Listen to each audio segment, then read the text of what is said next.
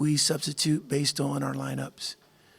The beauty of it is he's had the wherewithal to quiet any noise about what you should be getting or what you deserve. And anyone that is that sacrificial, especially with his leadership gift, it adds value to a family. And I mean that about Blake. Whether he plays 21 minutes or 12, he always gives his best. Blake, as a follow-up to that, how did it feel to go out there? And it looked like you did the past 2 years, but to do it in a manner in which you were contributing, within the scheme of this offense.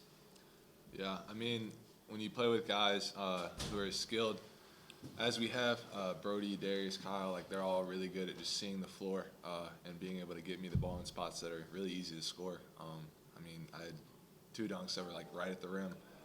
So that's something that like when that's going and it's kind of able to get into a good flow early, it makes it easy. But like I said, from like day one, like having a guy like Darius McGee on your team that attracts so much attention opens up everything for everyone else. We got a lot of those type of players. So.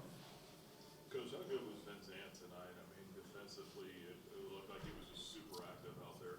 Yeah, we say that a lot of nights, though, don't we? Yeah, we do. I think between he and Shiloh and Isaiah, we really have a defensive presence that's hard to play against. But our system is team-oriented. I just think he wins a lot of one-on-one battles because he's so tough. And, again, you got to hats off to our guys because we have had a funky week in terms of not having a routine, not having enough guys to field a regular practice. So feel great about the way they played, and not to make excuses, but in light of the circumstances, that was as good as I could have expected. Coach, you mentioned the other day about liking to have a balanced scoring tag. Tonight you had 4 guys double figures, Brody with 9. Is that, I know everybody likes to have Darius score 50, but is that a night you like to have with multiple guys stepping up? Yeah, I think you're hard to play against then. And Darius is Darius. There's nights when he could get 50. But you saw the Delaware State game. He had 1 shot attempt at halftime.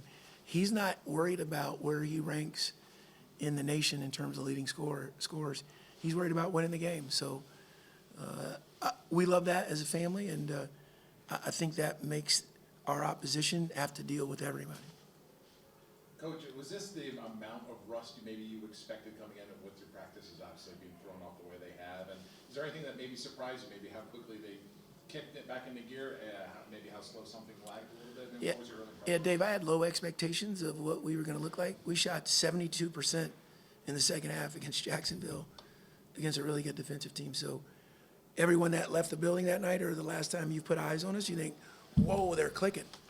But that was the best offensive half we played all year, and you're not going to get that every night. That being said, I just thought we did enough to be hard offensively to play against, and then defensively the same end. And then there's Kyle Rode. Like, he gets up here because Steven knows how well he plays, but it's not because of the stats usually. And he's a pretty good media relations guy. So I just think, man, we're connected, and I think that maybe allows us to navigate through some tough terrain at times. Kyle, as Coach alluded to, you sometimes are more passive, if that's the right way to say it, on offense, and kind of find your spots. But it seemed like you're more aggressive tonight, especially late in the second half when you touched on the floor. Was there something you saw on the court that made you think you needed to be concerned?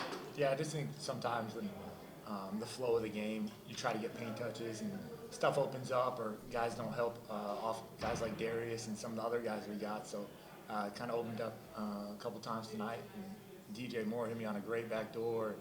And we got teammates around me that made great plays and passes. So I think that had something to do with it big time too. So. Kyle, I heard you one time getting set up in your half court, told Brody to drive and Blake would be open once they collapsed for that. What you noticed tonight with Blake and his ability to get himself in position for those baskets, and how crucial is having his presence down there to be as effective as he is? Yeah, coach gives me the pleasure of guarding Blake a ton in practice, so like I know how good he is and the energy he plays with Makai too. And I know Like, that's just him. The way he can impact our team, like Coach alluded to, is not just through scoring. It's just his energy, his leadership, and then he brings a physical presence that not many players in college can. So.